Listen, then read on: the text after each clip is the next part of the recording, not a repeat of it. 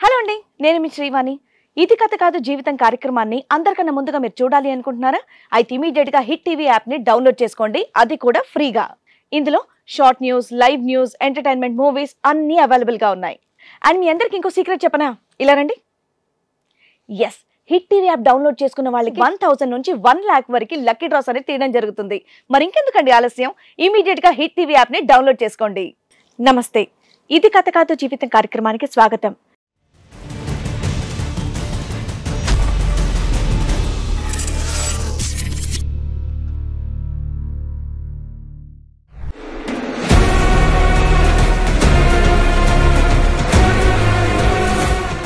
మొదటి భర్త వల్ల సుఖం లేదని రెండో పెళ్లి చేసుకుంటే అతనికి మించి ఉన్నాడు అని అంటోంది సునీత. తనకి తన పిల్లలకి న్యాయం చేయమని చెప్పి కోరుకుంటోంది. తాగడం నుండి స్టార్టింగ్ ఇంకా ఇంట్లో ఏమీ తెచ్చిచ్చేవాడు కాదు. ఏమన్నా అంటే నన్ను కొట్టడం, పిల్లలు ఏదన్నా అడిగితే నా పిల్లలు కాదు అనడం, ఆ తేడా చూపిస్తున్నాడు. అంటే ఏం చేస్తున్నాడు పిల్లల్ని? తను తాగే దగ్గరికి పిల్లల్ని అబ్బాయిని తీసుకెళ్ళడం. మరి నువ్వెందుకు వెళ్తున్నావు నాన్న? నాన్న కదా అని వెళ్తున్నామ్మా. నాన్న మాకు ఊహ తెలిసిందని ఆయనే కదా. నీతో ఏంటి మిస్బిహేవియర్? నాన్న తాగి వచ్చి నా మీద మిస్బిహేవియర్ హ్యాండ్స్ వేసేవారు.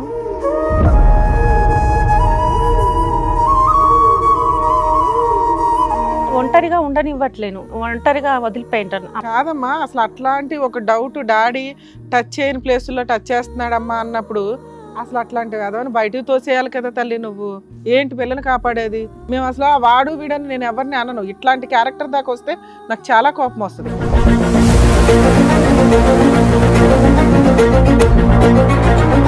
చెల్లిని ఒకసారి చేస్తుంటే నేను చూసాను. అప్పుడు నాన్న వెనకలా అయితే కొట్టాడు నన్ను కూడా.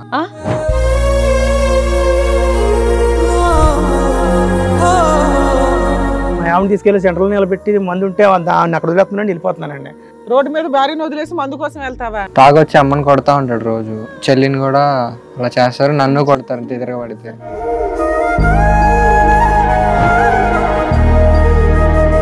అలాంటి వ్యక్తి చెయ్యేస్తుంటే నువ్వేంటి ఆయన ఇంట్లో పెట్టుకుని పోషించి తిండి పెట్టి ఇంకా కొడుతున్నాడండి తిడుతున్నాడండి అని నువ్వు కదా చెయ్యాలి ఆ పని. ఈ ఆడపిల్ల మీద చెయ్యేసినా కూడా ఏం మాట్లాడవు అనే ధైర్యం వచ్చేస్తుంది అతనికి. ఆ పిల్ల ఇంకెవరికి చెప్పుకోవాలమ్మా నీకు కాక? అసలు ఎంతకాలం తర్వాత ఆ పిల్ల మీ దగ్గర రియాక్ట్ అయ్యారు చెప్పడం అనేది జరిగిందో.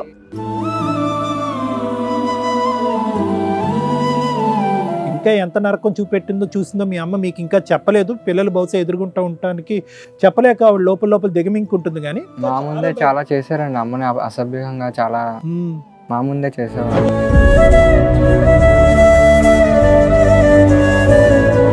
నాకైతే నాన్న కావాలి, కానీ మార్చండి.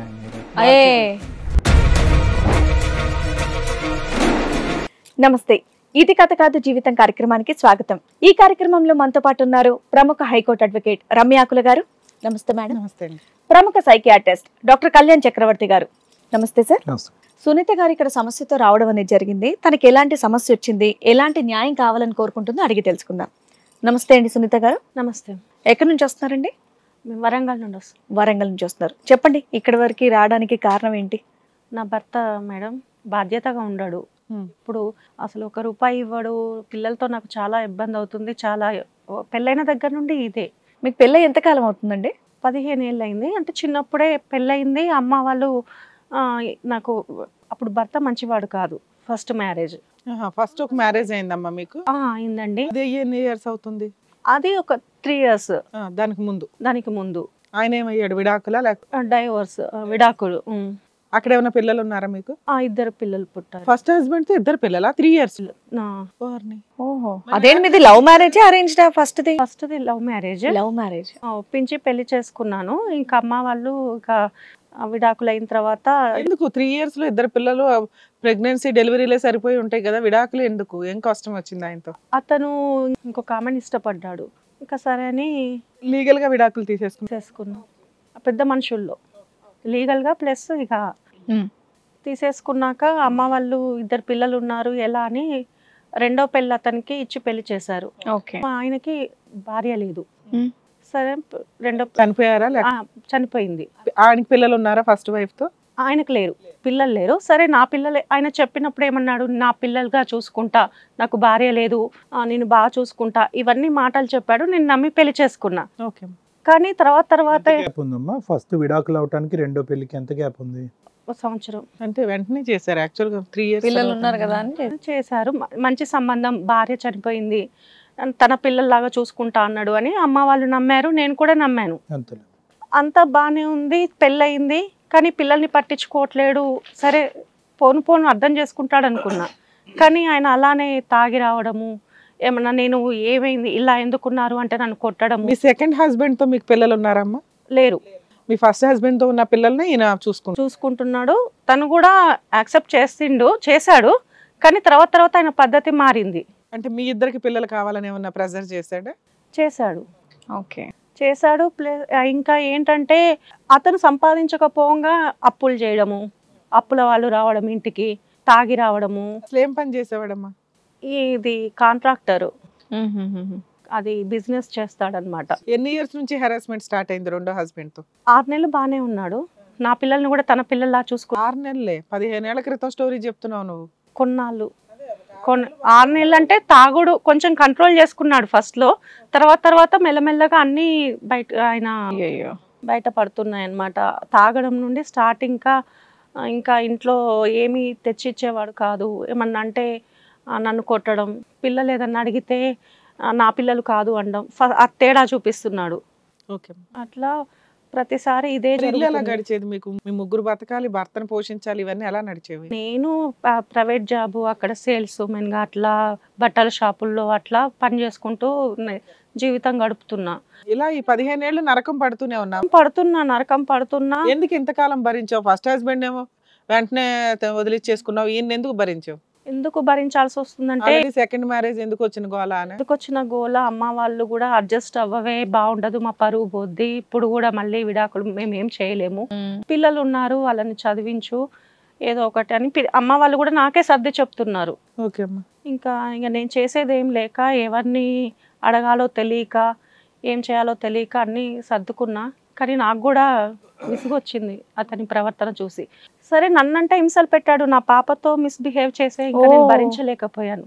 ఏమన్నంటే నా కూతురు కాదు కదా, నా సొంత కూతురు కాదు కదా అంటే, ఇంతకంటే ఇంక దారుణం. నాకు నన్ను అన్నా నాకేం కాదు, నా కూతురు జోలికి వస్తున్నాడు, అది నా బాధ. నా కూతురు, నా కొడుకు జీవితం కూడా స్పాయిల్ అయిపోతుంది. ఏమన్నంటే నా సొంత పిల్లలు కాదు అంటున్నాడు. అంటే ఏం చేస్తున్నాడు పిల్లల్ని? తను తాగే దగ్గరికి పిల్లల్ని, అబ్బాయిని తీసుకెళ్ళడం, ఏమో తాగుడుకు తీసుకెళ్తున్నాడు, అమ్మాయి మీద చేస్తాడు. మరి నువ్వెందుకు వెళ్తున్నావు? నాన్న కదా అని వెళ్తున్నాం. మాకు ఊహ తెలిసిన నుంచి ఆయనే కదా. ఏం చదువుతున్నావు నువ్వు? ఏం చదువుకుంటున్నావు? 10th అయిపోయింది. 10th అయిపోయింది. నాన్న కదా అని వెళ్తున్నావా? నాన్న అలా వెళ్ళకపోతే భయమా నీకు? కొడుతున్నాడు అంటే కొంచెం కొట్టేవాడు, కొంచెం నాన్నే కదా అని భయం అనేది వీళ్ళకి తెలియదుగా అంత స్టోరీ. ఫస్ట్ లో అమ్మాయి కూడా భయపడింది చెప్పడానికి. పాప పెద్దదా బాబు పెద్దడా? బాబు పెద్దవాడు. పాప ఏం చదువుతుంది? పాప 9th. ఏమనుకోవద్దు నాన్న, నీతో ఏంటి మిస్బిహేవియర్? నాన్న అంటే అమ్మ వాళ్ళు లేనప్పుడు నాన్న ఉండేవారు. నాన్న వచ్చి నా మీద మిస్బిహేవియర్ హ్యాండ్స్ వేసేవారు.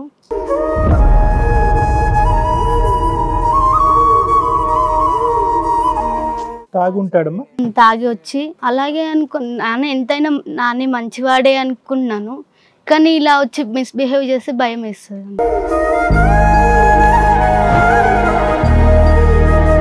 నీకు ఎప్పుడమ్మా ఊహ ఎప్పుడు తెలిసింది నాన్న నీతో తప్పుడుగా ప్రవర్తిస్తున్నట్టు? నీకు ఎంతకాలం అయింది తెలిసి? 1 year. 1 year. వెంటనే వచ్చి అమ్మకి చెప్పావా? చెప్పావు. ఒంటరిగా ఉండనివ్వట్లేను, ఒంటరిగా వదిలిపోయింటాను. కాదమ్మా, అసలు అట్లాంటి ఒక డౌట్ డాడీ టచ్ చేయని ప్లేసుల్లో టచ్ చేస్తున్నాడమ్మా అన్నప్పుడు అసలు అట్లాంటివి కదా బయటకు తోసేయాలి కదా తల్లి. నువ్వు ఏంటి పిల్లని కాపాడేది? నీ వరకు అడ్జస్ట్ అయ్యో బానే ఉంది, పిల్ల దగ్గరకు వచ్చినప్పుడు వాడు వీడని నేను ఎవరిని అనను. ఇట్లాంటి క్యారెక్టర్ దాకా వస్తే నాకు చాలా కోపం వస్తుంది. పసిపిల్ల ఆ పిల్లని పట్టుకొని తండ్రి వరస అంటే తండ్రి ఒక రకంగా, అలాంటి వ్యక్తి చెయ్యేస్తుంటే నువ్వేంటి ఆయన ఇంట్లో పెట్టుకుని పోషించి తిండి పెట్టి ఇంకా కొడుతున్నాడండి తిడుతున్నాడండి అని నువ్వు కదా చెయ్యాలి ఆ పని. తోసిపడేసి అట్లా తీసుకెళ్లి పోలీస్ స్టేషన్ లో కంప్లైంట్ ఇస్తే పోస్కో యాక్ట్ లోపల ఉంటాడు. అర్థమవుతుందా? శ్రీవాణి గారు ఒక మంచి పాయింట్ చెప్పారు. ఇప్పుడు వరకు భరించడం అనేది ఒక ఎత్తు, పిల్లల వరకు వస్తే ఆగడం ఇంత దారుణమా? అంటే ఏంటమ్మా ఇది? నీ అవసరం ఏంటి ఇప్పుడు? ఏంటి నీ అవసరం? 1 year నుంచి ఏంటి పిల్ల దాకా వచ్చింది వ్యవహారం? నాకు బయట నేను సెక్యూరిటీ భర్త ఉండాలి కదా అని. అరే నీకు ఇంట్లోనే సెక్యూరిటీ లేదు, ఇంట్లోనే సెక్యూరిటీ లేదు, ఇంకా బయట సొసైటీతో బాగానే ఉండొచ్చు తల్లి. ఎవరు విలనా అని తెలుస్తుంది. ఇక్కడ తండ్రి వరుస ఉన్న వాడితోనే విలనిజం నడుస్తుంది. మమ్మల్ని ఎలాగో పోషించట్లేదు, పోనీ ఇంట్లో ఉండి చూసుకుంటున్నాడా అది లేదు, దానికి తోడు ఇంకా భరించాల్సిన అవసరం ఏముంది? ఇక్కడ నిర్ణయం నీది కాదమ్మా, నీ పరిధి దాటిపోయింది నిర్ణయం. వయసు వచ్చినటువంటి ఆడపిల్ల, వయసు వచ్చినటువంటి అబ్బాయి ఉన్నాడు. అసలు నువ్వు అతను భర్తగా యాక్సెప్ట్ చేయటం కాదు, ఆ ఇద్దరు పిల్లలు అతను తండ్రిగా యాక్సెప్ట్ చేస్తున్నారు లేదనేది వాళ్ళ నిర్ణయం ఎప్పుడన్నా తెలుసుకునే ప్రయత్నం చేశారా మీరు? ఇష్టం లేదు పిల్లలకు కూడా, కాకపోతే నేను ఇంకా మారుతాడు. ఏం మారుతాడమ్మా? మీరు చక్కగా సెల్ఫ్ ఎంప్లాయిడ్, 15 సంవత్సరాలు బట్టి ఆ వ్యక్తిలో ఒక్క మంచి గుణం చెప్పు, ఒక సద్గుణం చెప్పు. ఇన్ని సంవత్సరాలు బట్టి సంపాదిస్తాడా, కష్టపడతాడా, తాకుండా ఉన్న రోజులు ఎన్ని ఉన్నాయి? ఆఖరికి అది ముదిరి పాకాన పడి ఈరోజు ఏమీ అనన్నటువంటి నువ్వు రేపు ఈ ఆడపిల్ల మీద చెయ్యేసినా కూడా ఏం మాట్లాడవు అనే ధైర్యం వచ్చేస్తుంది అతనికి. 1 year నుంచి నడిపిస్తున్నారు ఈ భాగవతాన్ని మీరు. ఆ పిల్ల ఇంకెవరికి చెప్పుకోవాలమ్మా? నీకు కాక నీ అవసరాలకి నీ స్వార్థానికి ఆయన ఇంట్లో ఎంటర్టైన్ చేస్తున్నావు. అసలు ఎంతకాలం తర్వాత ఆ పిల్ల మీ దగ్గర రియాక్ట్ అయ్యారు చెప్పడం అనేది జరిగిందో? ఒకసారి చేస్తుంటే నేను చూసాను, అప్పుడు నాన్న వెనక్కి లాగితే కొట్టాడు నన్ను కూడా. ఇంకా అమ్మ తర్వాత నువ్వు రిటర్న్ ఇంకోటి లాగి పీకాల్సింది. ఏం చేస్తున్నావురా అయ్యా నువ్వు అని లాగి నువ్వు ఇంకోటి పీకాల్సింది. కొడుతున్నాడు నన్ను. నువ్వు కొట్టు, నీకు చేతులు కాళ్ళు బానే ఉన్నాయిగా. ఇలాంటి తప్పుడు పని చేసినప్పుడు ఎవడైనా పర్వాలేదు. తాగుండండి అన్నప్పుడు తాగే ఉన్నా. అసలు ఇప్పుడు కూడా తాగే ఉన్నాడా? ఏం పేరు ఆయన పేరు? సుబ్బారావు అండి. ఏం సుబ్బారావు? సిగ్గులేదండి మీకు? ఆ పిల్ల మీద చెయ్యేసావంట, నిజమేనా? అది మందు తాగేసింది. మందు తాగితే అనకూడదు కానీ వెళ్ళి తినాల్సిందే మందు తాగేసి అన్నం బదులు. మా మొదటి భార్య ఉన్నప్పుడు బాగానే ఉండేవాడిని అండి. మా ఆవిడ చనిపోయిన తర్వాత డిప్రెషన్కి లోన్ అయిపోయి ఇంకా మందుకి అలవాటు పడిపోయానండి. మందుకు అలవాటు అయ్యి ఏం పనులు చేస్తున్నావు తెలియట్లేదా? మరి అదేదో మందు తాగుతూ నువ్వు బతికేయాల్సింది. ఆవిడని ఎందుకు పెళ్లి చేసుకున్నావు? పిల్లల్ని బాగా చూసుకుంటా అని చెప్పేసి ఎందుకు అన్నావు? అప్పుడు చూసుకుందారా అనుకున్నానండి, కానీ మందు ముందు మా ఆవిడ ఇంకా కనపడతలేదండి. మందు ఎక్కడ మందు ఉన్నా సరే అక్కడికే పోతున్నాను తప్ప మా ఆవిడని తీసుకెళ్లి సెంట్రల్ నిలబెట్టి మందు ఉంటే దాన్ని అక్కడ వదిలేస్తున్నాండి, వెళ్ళిపోతున్నానండి. సాయంత్రం రాబోతూ కూడా ఇంక రచ్చరచ్చ చేసి పడేస్తుందండి, ఇంట్లో నిలబడతలేదు నన్ను. నీలాంటి వాడితో మరి ఆవిడ బాగా ఉండాలా? వచ్చి రాగానే బిర్యానీ 2 పెట్టాలా? లేకపోతే రోడ్డు మీద భార్యను వదిలేసి మందు కోసం వెళ్తావా? తాగొచ్చి అమ్మని కొడతా ఉంటాడు రోజు, చెల్లిని కూడా అలా చేస్తారు, నన్ను కొడతారు. నిస్సహాయిత ఎవరికి చెప్పాలో తెలియదు. ఏమన్నా ఉందమ్మా ఇంకా చెప్పనటువంటి అంశాలు ఏమైనా ఉన్నాయి సునీత? ఏదన్నా ఉంటే ఇప్పుడు అట్లీస్ట్ ఫైనల్లీ ఇక్కడ వరకు వచ్చారు. ఇప్పుడు మీకు ఏం కావాలి, ఏం న్యాయం కావాలని చెప్పేసి ఇక్కడికి వచ్చారు చెప్పండి. అతను మారడు. నాకు వద్దు, నాకు నా 2 పిల్లలు నేను చూసుకున్నా, 2 పిల్లలతో నేను ఉంటాను. సూపర్ అమ్మా. సరే అమ్మా, ఆ నిర్ణయం తీసుకున్నప్పుడు మా దగ్గర వరకు ఎందుకు వచ్చావు? ఆ నిర్ణయం ఇక్కడ రాకుండా కూడా తీసుకోవచ్చు కదా. వదిలించుకోలేకపోతున్నావా ఆయన్ని? అవునండి, మీరు సలహా చెప్తారు కదా అని. సరే, వెనకాల బ్యాక్గ్రౌండ్ లేదు, ఇంకా ఉన్నంతలో ఆయన వదిలించుకోవాలండి. నాకైతే నాన్న కావాలి, కానీ మార్చండి మీరే.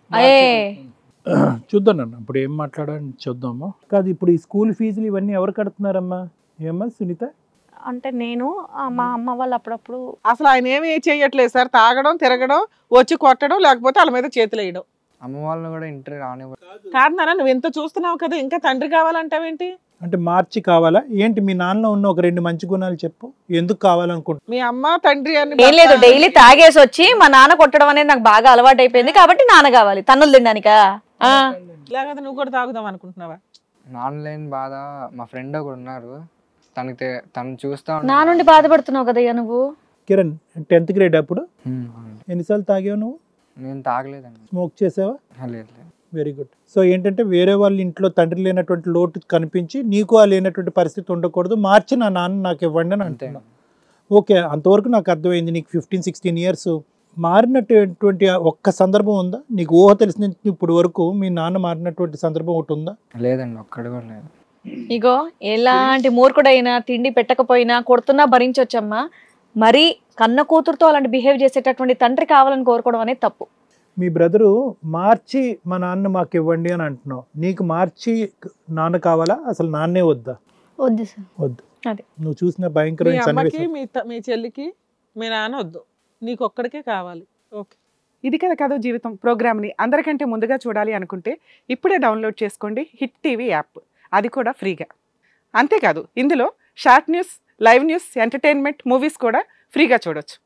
సార్ మేడం ఇక్కడ అంటే సుబ్బారావు గారు వచ్చి ఒక మాట అన్నారు, అంటే నాకు మానసికంగా బాధపడుతున్న మొదటి భార్య చనిపోయినప్పుడు నాకు తాగుడికి బానిస అయ్యాను అనేటటువంటి ఒక మాట అన్నారు. ఇక్కడ తాగుడికి బానిస అయ్యారా లేదంటే తాగుడు బానిసత్వాన్ని బానిస అవ్వటం వల్ల నీ మొదటి భార్య భరించలేక వెళ్ళిపోయిందా చనిపోయిందా అనేది ఇక్కడ ఇంపార్టెంట్ అంశం. ఇది చాలా కీలకమైన, ఎందుకంటే ఎలా నమ్మాలి 15 సంవత్సరాల క్రితం ఏం జరిగింది అనేది. మీరు ఇప్పుడు ఆవిడ చనిపోయినటువంటి లేనటువంటి ఆవిడని ఒక వంకగా చూపెట్టి ఆవిడ వల్ల నేను తాగుడుకు బానిస అయిపోయి ఇప్పుడు ఏంటంటే మొత్తం అంతా కూడా దీన్ని ఏమంటారంటేనండి, సైకాలజీలో చాలా పెద్ద సబ్జెక్ట్ ఇది, ఎక్స్టర్నలైజేషన్ అంటూ ఉంటారు. అంటే తాగుడికి బానిస అయ్యేటటువంటి వాళ్ళు, తాగుడు అనే వ్యసనానికి బానిస అయినటువంటి వాళ్ళు ప్రధానంగా ఉపయోగించేటటువంటి బ్రహ్మాస్త్రం. ఏమండి పలానా సంఘటన జరిగిందండి, అక్కడి నుంచి తాగుడు మొదలైందండి. ఆ అమ్మాయి మీద ఎందుకు చేసావంటే కనుక తాగేశానండి, నాకు స్పృహ తెలియలేదు. నీ భార్యని ఎక్కడయ్యా నడి రోడ్డు మీద వదిలేసావంటే కనుక తాగేశానండి, తాగుడు బానిసే అని చెప్పి. అంటే ఎక్కడా కూడా ఇక ఓనర్షిప్ అనేది లేదనమాట. అంటే నా వ్యక్తిత్వంలో ఒక లోపం ఉంది, నా బుర్ర చెడిపోయింది, నా వ్యక్తిత్వంలో ఒక బలహీనత ఉంది, నేను పాపాత్ముడిని, దుర్మార్గుడిని, నన్ను నేల మీద వేసి చంపేయండి అనేటటువంటి ఆలోచన కానీ, లేదంటే నన్ను పరివర్తన చేయండి, నాలో ఒక మార్పు వచ్చేటటువంటి ఒక రాక్షసత్వం నుంచి ఒక మనిషిగా నన్ను తయారు చేయండి అనే ఆలోచన రాదు. ఎక్స్టర్నలైజేషన్. ఎందుకు ఈ మాట నేను చెప్తున్నానంటే, ఇందాక మీ అబ్బాయి ఒక మాట అన్నాడు, చాలా మంచి మాట అన్నాడు. అంటే వాడికి ఎక్కడో కూడా ఒక ఘోరంత ఆశ ఉంది. అంటే ఇప్పటికి కూడా మీ అబ్బాయి దీన్ని ఒక జబ్బులాగే చూస్తున్నాడు. అంటే జబ్బు నుంచి మా నాన్నగారిని ట్రీట్ చేస్తే కనుక ఒక మంచి వ్యక్తి నాకు తండ్రిగా వస్తాడనేటటువంటి ఆశ సర్వసహజంగా ఎంత క్రూరమైనటువంటి తండ్రి ఉన్నా కూడా ఆ కుటుంబంలో పిల్లలు ఆశించేటటువంటిది, భార్యలు కూడా ఆశిస్తారు. కానీ ఏంటంటే వీళ్ళు కొంత సీనియారిటీ ఉంది కదా, 15 సంవత్సరాలు బట్టి ఆ మూర్ఖత్వాన్ని చూసేటప్పటికి ఆవిడకి విసుగు వేసారిపోయి ఇప్పటికైనా దండం పెట్టి బయటకు వచ్చింది. ఇంకా ఎంత నరకం చూసిందో మీ అమ్మ మీకు ఇంకా చెప్పలేదు. పిల్లలు బహుశా ఎదుర్కొంటూ ఉండటానికి చెప్పలేక ఆవిడ లోపల దిగమింకుంటుంది. కానీ ఇంకా చాలా భయం చేశారండి అమ్మని అసభ్యంగా, చాలా మా ముందే చేసావు. అదే అంటే ఇప్పుడు నువ్వు కోరుకుంటున్నావు కానీ నీకు అర్థం అవ్వాల్సినటువంటి అంశం ఏంటంటే, మీ నాన్న మాట్లాడాడు, 4 మాటలు మాట్లాడాడు. ఏం మాట్లాడాడు అంటే కనుక, ఒకటిది ఎక్కడ కూడా నా తప్పు అని ఏం అనలేదు, తప్పు తాగుడుది అన్నాడు. తప్పు నా మొదటి భార్య చనిపోవటం వల్ల నాకు ఏర్పడిన డిప్రెషన్ అని అన్నది. 4వ అంశం ఏమన్నాడంటే కనుక, వచ్చిన తర్వాత ఇంట్లో రాత్రిపూట వచ్చాక ఈవిడ హింస పెడతదంట. అవునండి, గుడ్డు ముందా పెట్ట ముందా అన్నట్టు ఉంది. ఇప్పుడు అతను తాగటం వల్ల ఈవిడ హింస పెట్టిందా, లేదంటే ఈవిడ హింస పెట్టడం వల్ల అతను తాగుతున్నాడా? సో 4 అంశాల్లో ఏమంటున్నాడు, ప్రపంచం అంతా బయటే ఉంది, నా వ్యక్తిత్వం వల్ల నాకు కాదు, అదంతా కూడా బయటే అని వేసేటటువంటి తండ్రి మారుతాడా అనేది ఒక వయసు వచ్చి చదువుకున్నటువంటి అబ్బాయి నువ్వు ఆలోచించుకోవాలి. ఎందుకంటే నాన్న, ఎక్కడైనా మార్పు, తాగేటటువంటి భర్తల్ని, తాగేటటువంటి తండ్రిని సహజంగా నా క్లినిక్కి తీసుకొస్తూ ఉంటాను, డాక్టర్ గారు మార్చండి, ఏదో విధంగా మార్చండి. అలా మార్చేటటువంటి దానికి నేను ఓపెన్గా చెప్తా, అమ్మ మారచ్చు, మారకపోవచ్చు. మోస్ట్ ఇంపార్టెంట్ ఏమని చెప్తానంటే రిస్క్ ఫ్యాక్టర్స్ చెప్తాను. ఇక్కడ ఇతను మారటానికి ఇంకో 2 సంవత్సరాలు పడుతుంది. ఈ లోపల మీ చెల్లి మీద ఒక అనర్థం జరగదు అనేటటువంటి దాని గ్యారంటీ ఏంటి? లేదా ఒక 6 నెలలు పట్టచ్చు. ఈ లోపల నువ్వు తాగుబోతాడు అవ్వనే గ్యారంటీ ఏంటి? కాబట్టి ఎప్పుడు కూడా మార్పు అనేటటువంటిది కోరుకునే ముందు మారటానికి ఎంత అవకాశం ఉంది అనేది చూడాలి. ఆ మారేటటువంటి ప్రక్రియలో మీరందరూ ఎంత రిస్క్లోకి వెళ్తున్నారు. దేవుడు కరుణించి ఇప్పటికి వచ్చి మీరందరూ ఇప్పుడు మా ఎదురుగుంటే హెల్తీగా మా ఎదురుగుంటే కనిపిస్తున్నారు. నువ్వు ఇప్పటికీ తాగుడు ముట్టలేదు, సిగరెట్ తాగలేదు అన్నావు, అదృష్టం. ఆ అమ్మాయి మీద ఏమీ ఒక భయంకరమైనటువంటి పరిస్థితి పడలేదు, అదృష్టం. ఈవిడ బ్రతికి బట్టకట్టి ఇక్కడ కూర్చుంది, అదృష్టం.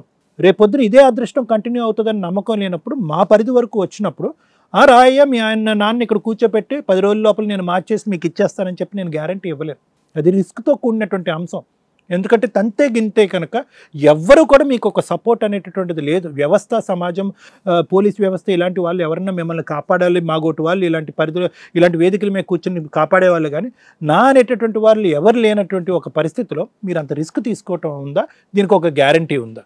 సో కాబట్టి ఏంటంటే ఆ విధమైనటువంటి సుబ్బారావు గారికి ఉండేటటువంటి ఆలోచన శైలి ఎప్పుడు కూడా మన మీద పడినటువంటి మచ్చ వేరే వాళ్ళ మీద తోసేద్దాం అనుకునేటటువంటి వాళ్ళు ఎంతవరకు మారుతారనేది ఆలోచించుకో. సిరి అయితే కనుక చాలా సింపుల్గా చెప్పేసింది. ఇందాక నేను సునీత గారి గురించి మాట్లాడినప్పుడు ఆవిడ ఇక్కడ కొన్ని చెప్పలేనటువంటి అంశాలు చెప్పలేకపోతున్నారు. అది ఏంటి అనేటటువంటిది ఊహించుకోగలిగేటటువంటి కెపాసిటీ, అనుభవం మాకుంది. కాబట్టి ఇదేంటంటే నువ్వు కూడా చూసి నీకు కూడా అలా అనిపిస్తుంది, ఓకే అమ్మ ఈ స్థాయిలో సఫర్ అవుతుంది. కాబట్టి ఆవిడ చెప్పలేకపోతుంది.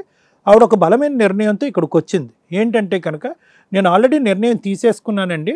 ఆవిడ ఇక్కడ ఆప్షన్ బి ఇవ్వలేదు.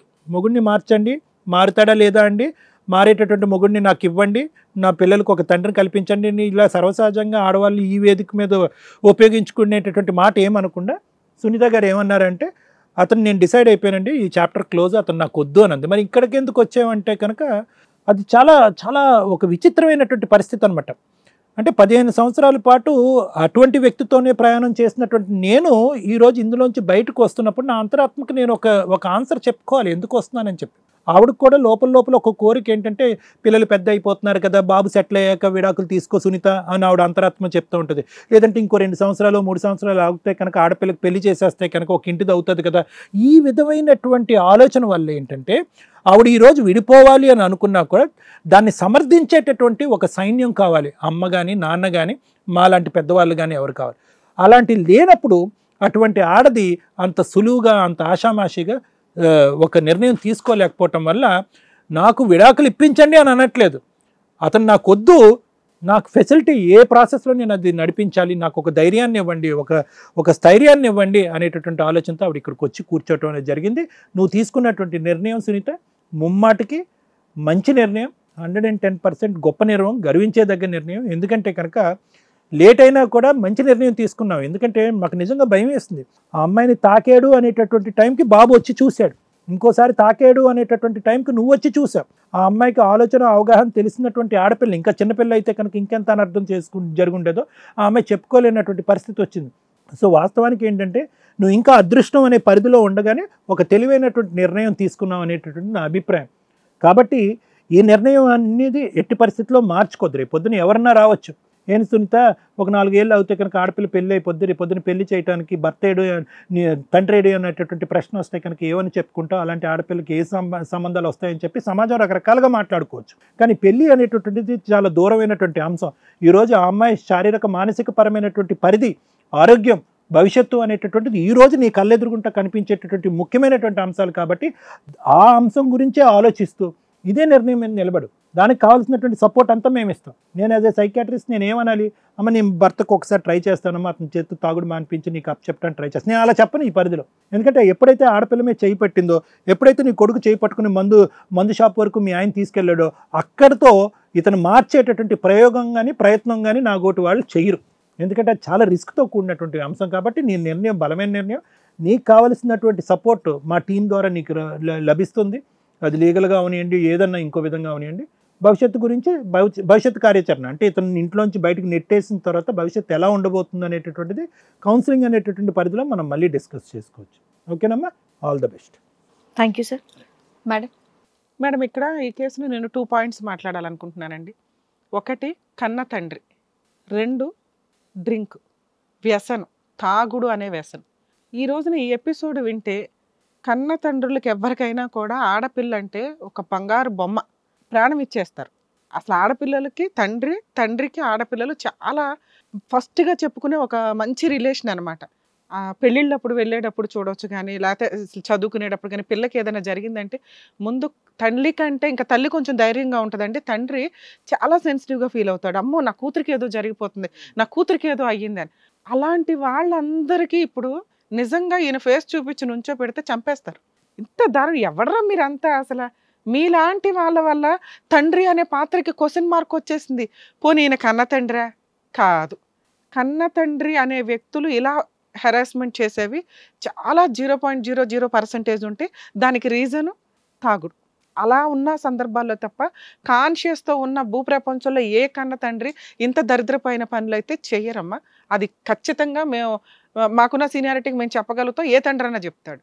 స్టెప్ ఫాదర్స్ విషయానికి వచ్చేసరికి 0. ఎక్కడైనా 5% ఉంటాయి. ఎందుకంటే వాళ్ళకి సొంత పిల్లలు కాదు వాళ్ళు. దానివల్ల ఒక వయసు వచ్చిన తర్వాత వాళ్ళు అట్రాక్టివ్గా కనిపిస్తూ ఉంటారు.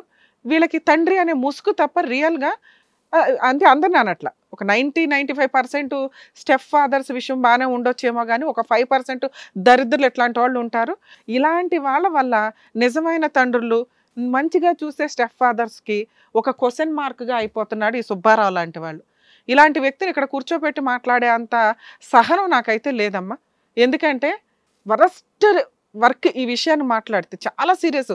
చుట్టుపక్కలోడో పక్కింటోడో ఎదురింటోడో అంకులో అంటే కామన్గా మనం ముందే జాగ్రత్త చెప్తున్నాం. ఈరోజు అదిన గుడ్ టచ్ బ్యాడ్ టచ్ అనేది ప్రతి చిన్నపిల్లలకి నేర్పిస్తున్నాం.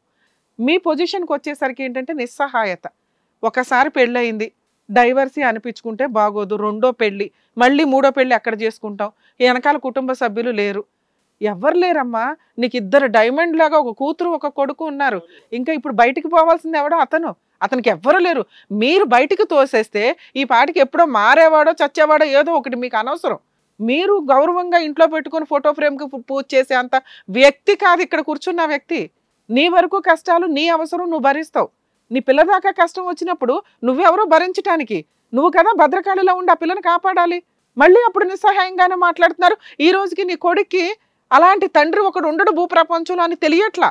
అది అతను మంచి పెంపకమా లేకపోతే సొసైటీలో తండ్రి లేకపోతే ఎంత కష్టంగా ఉంటుందన్న భయమా నాకు అర్థం కాల.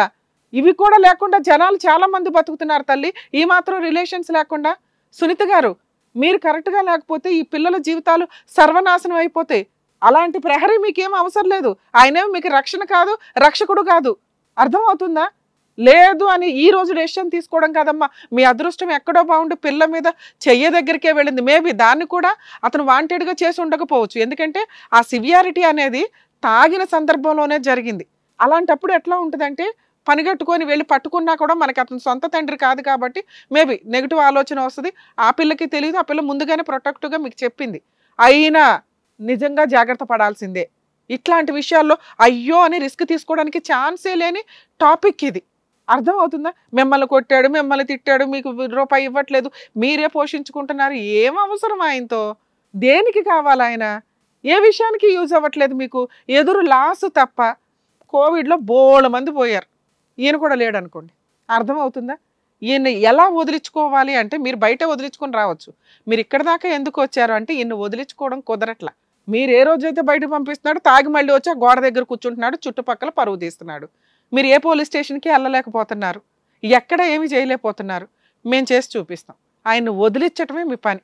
అసలు అతను లేదు, అవసరమే లేదు. గుర్తుపెట్టుకోండి నాన్న, ఇది మీకు కొంత చిన్నపిల్ల వయసు కాబట్టి ఎవరో టచ్ చేస్తే ఇష్టం లేని వ్యక్తి, ఇష్టం రిలేషన్కి ప్రాపర్గా సెట్ కాని వ్యక్తి, అదే మీ లవరో మీ ఫ్రెండో ఏదో అంటే నీకు అట్లా అనిపించకపోవచ్చు. ఒక తండ్రి నీకు అట్లా టచ్ చేశారు అనిపించేసరికి నీకు నెగిటివ్గా అనిపించవచ్చమ్మా. అది బ్రెయిన్లోంచి ఇక్కడే తీసేసాయి. ఎందుకంటే ఇది నీ భవిష్యత్తు మీద పడకూడదు. మీకు ఏమీ జరగలేదు, ఇదంతా తాగుడులో జరిగిన ఒక ఇన్సిడెంట్లు. మీరు ఆ బ్రెయిన్లోంచి అది తీసేయండి. నువ్వు చిన్నపిల్లవి, ఇవి ఇక్కడతో మర్చిపోతే బెటర్ అని. నాన్న, ఆ ఇంటికి నువ్వు చాలా అవసరం. తండ్రి లేకపోతే పిల్లలు బతకరా అంటే బతికి చూపించగలమని చూపించండి. నీ కళ్ళంట నీళ్ళు వద్దు నాన్న. ఎందుకంటే అలాంటి తండ్రి తండ్రే కాదు, అసలు అతను మీ సొంత తండ్రే కాదు. ఏ బాధ్యత తీసుకున్నాడు? స్టెప్ ఫాదర్ కన్నా బాధ్యత తీసుకోవాలిగా. ఏ రోజైనా మీ అమ్మకు సుఖంగా ఒక రోజు ఉండనివ్వగలిగాడా? బూతులు తిట్టుకుంటూ ఆవిడ రోజు వచ్చి కొడుతున్నాడు, తాగొచ్చి కొడుతున్నాడు, 4 సార్లు డోర్ వేసేస్తే వచ్చి బద్దలు కొడుతున్నాడు. చుట్టుపక్కల పరువు పోవట్లేదా మీకు? అలాంటి వ్యక్తి లేకపోయినా మంచిది అని నా ఉద్దేశం. అతన్ని మార్చుకొని అపురూపంగా పెట్టుకోవాల్సినంత అర్హత అతనికి లేదు. మీరు ఉండి మీ అమ్మగారిని మీ సిస్టర్ని కాపాడుకునే స్టేజ్లోకి నువ్వు వచ్చావు. ఇంకొక 3 to 5 years అయిందంటే నువ్వే ఆ ఇంటికి ఒక రక్షకుడి కింద మారుతావు, తెలుసా? అలాంటి వ్యక్తి అవసరం లేదన్నా ఆయన మార్చాల్సిన అవసరం లేదు. ఎందుకంటే ఆయన తాగుడు అనే ఒక బానిసత్వంతో జీవితం ఆయన నాశనం చేసుకోవడంతో పాటు ఒక 3 జీవితాలు నాశనం చేసేశాడు. తాగి జీవితాలు నాశనం చేసుకునే వాళ్ళందరికీ ఇతను ఒక ఎగ్జాంపుల్ అని గుర్తుపెట్టుకోండి. మిమ్మల్ని రోడ్డు మీదకి తోసేస్తే మీకు బతికే లేదు. ఎందుకంటే మీరు సంపాదించుకునేది తాగుడుకు సరిపోద్ది. వాళ్ళు ఎవరో కిడ్నీయో ఏవో డ్యామేజ్ అవుతాయి, ఏ పక్కన పడి ఉంటే చెత్తకుప్పలో తీసుకెళ్తారు. దీనికి ఒక ఎగ్జాంపుల్గా సరిపోతారు. ఏవి ఎంతవరకు ఉండాలో ఆ అలవాట్లు అంతవరకే ఉంటే అది గౌరవం, ఎంటర్టైన్మెంటు, ఎంజాయ్మెంటు.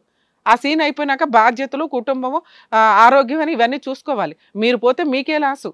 కాకపోతే ఇట్లాంటి కర్మలు ఏంటంటే అట్లాంటి వ్యక్తులు చనిపోతే కుటుంబ ఫ్యామిలీ మెంబర్స్ ఫేస్ చేయాల్సిన సిచ్యుయేషన్స్ వస్తుంది. తాగే వాళ్ళందరూ 1కి 100 సార్లు ఆలోచించుకోండి. అది మీ వరకు మీకు నాశనం అయితే పర్వాలేదు, మీ మీద ఆధారపడిన కుటుంబ సభ్యులు నాశనం అవుతున్నారు అని చెప్పి. ఇక ఈ కేసు విషయానికి వస్తే మేడం, ఇతన్ని అసలు అమ్మ మీకు మీ వెనకాల మేము ఉంటాం. మీరు యాక్చువల్గా ఇవాళ రేపు ఒకసారి పోలీస్ స్టేషన్ కంప్లైంట్ రేస్ చేయండి. పోలీస్ స్టేషన్లో మీరు కంప్లైంట్ రేస్ చేసిన తర్వాత ఇతను ఇంటికి రానివ్వరు. ఒక్కసారి అట్లా ఏదైనా ఇంటికి వస్తే మాత్రం మాకు ఫోన్ చేయండి తల్లి. మేము లీగల్గా ఎంటర్ అయ్యి పోలీసుల సపోర్ట్ తోటి ఇంకొకసారి అతన్ని రానివ్వకుండా చేస్తాం. అతని మీద ఇంకా ఏం కేసులు వద్దు. మీరు వదిలేయడమే గొప్ప పనిష్మెంట్. అది పర్ఫెక్ట్గా సరిపోద్ది. తిరిగి ఎక్కడో అక్కడ ఏదో అవుతాడు, మీకు అనవసరం కూడా. దీంట్లో డైవర్సో లీగాలిటీయో ఇంకేం అవసరం. ఎందుకంటే అతని దగ్గర ఏమీ లేవు. మీరు మెయింటెనెన్స్లో ఇంకొకటి వేసిన ఇంటికి రాకుండా ప్రొటెక్షన్ తీసుకోవడం ఒకటి చాలు. ఇంకా మీరు ధైర్యంగా ఉండండి తల్లి. వీళ్ళిద్దరిని చూసుకునే బాధ్యత మీ మీద ఉంది. ఓకే, అర్థమవుతుందా? All the best. ఓకే అమ్మా, వెళ్ళయ్యా సుబ్బారావు, అక్కడికి వెళ్ళే దాగు. ఇప్పుడే ఊగిసలాడుతున్నావు ఇక్కడ. ఫుల్ మొత్తంలోనే ఉన్నాడు. చూడండి ఎట్లా వెళ్తున్నాడు. Thank you so much doctor గారు. Thank you so much advocate madam. మరో కథతో మళ్ళీ కలుద్దాం. హలో అండి, నేను మీ శ్రీవాణి. ఇది కథ కాదు జీవితం కార్యక్రమాన్ని అందరికన్నా ముందుగా మీరు చూడాలి అనుకుంటున్నారా? అయితే ఇమీడియట్ గా హిట్ టీవీ యాప్ ని డౌన్లోడ్ చేసుకోండి, అది కూడా ఫ్రీగా. ఇందులో short news, live news, entertainment, movies అన్ని అవైలబుల్ గా ఉన్నాయి. అండ్ మీ అందరికి ఇంకో సీక్రెట్ చెప్పనా? ఇలా రండి. Yes, Hit TV app download చేసుకున్న వాళ్ళకి 1000 నుంచి 1 lakh వరకు లక్కీ డ్రాస్ అనేది తీయడం జరుగుతుంది. మరి ఇంకెందుకండి ఆలస్యం, ఇమీడియట్ గా హిట్ టీవీ యాప్ ని డౌన్లోడ్ చేసుకోండి.